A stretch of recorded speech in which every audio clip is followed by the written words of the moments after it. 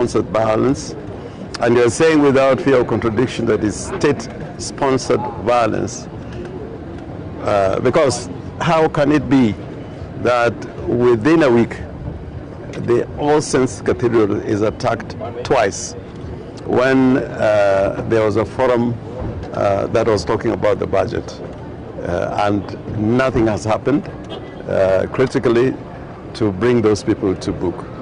I plead with the president again, as I must. It's so easy to turn a state into a state of violence, where violence is the one that calls the day.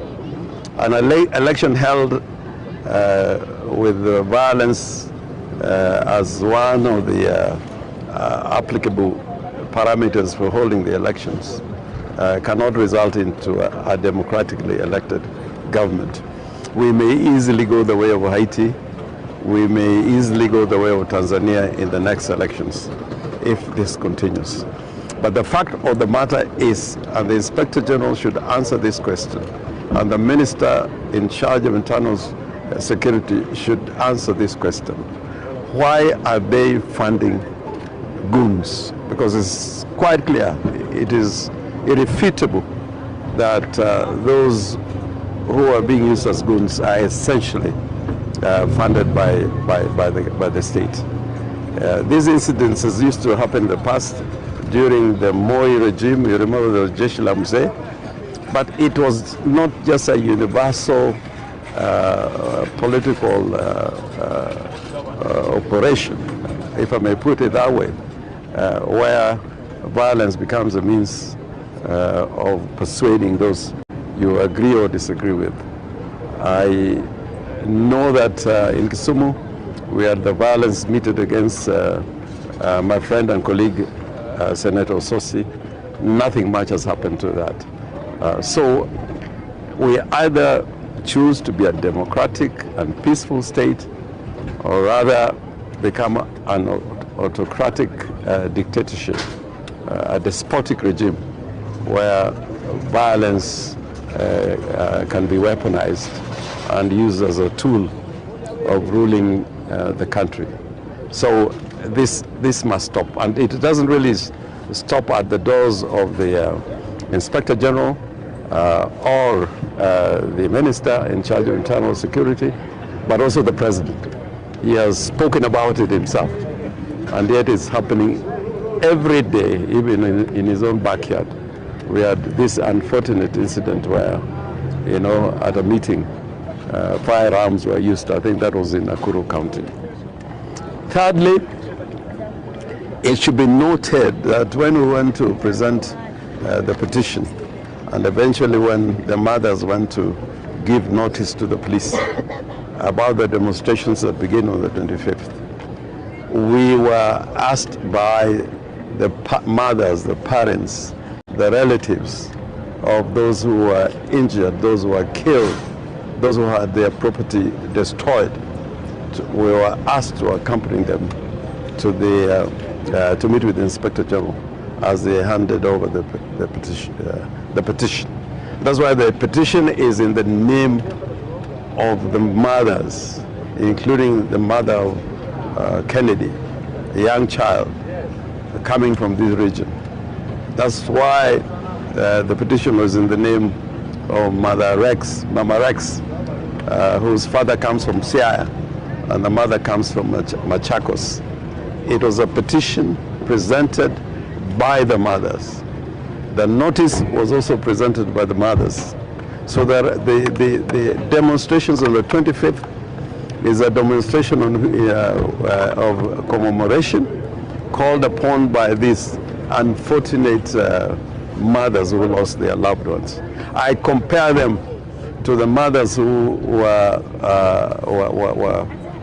camping at Uhuru Park, you know, in honor and demanding the release of their sons who were detained. The mother of Koigi Wamwere, Mirigu Kariki, and you remember how the police attacked them at Uhuru Park, and then when they went to the church basement in Holy Family Cathedral, again they were attacked violently, tear gas and everything.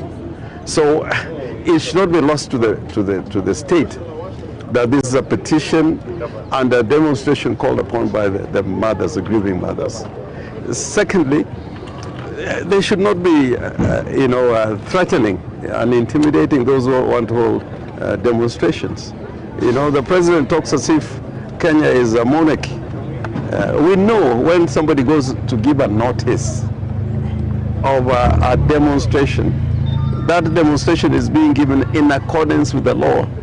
And there is a requirement under the law that if somebody gives a notice, the police are required to give protection and protect the rights of those who are demonstrating.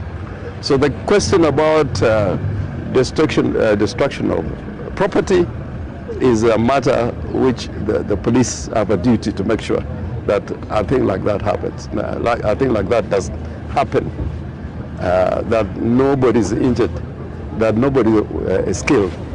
And going by what happened in 2024, everybody was killed by the police. It was not killed by they were not killed by ordinary Kenyans. They were killed by the police.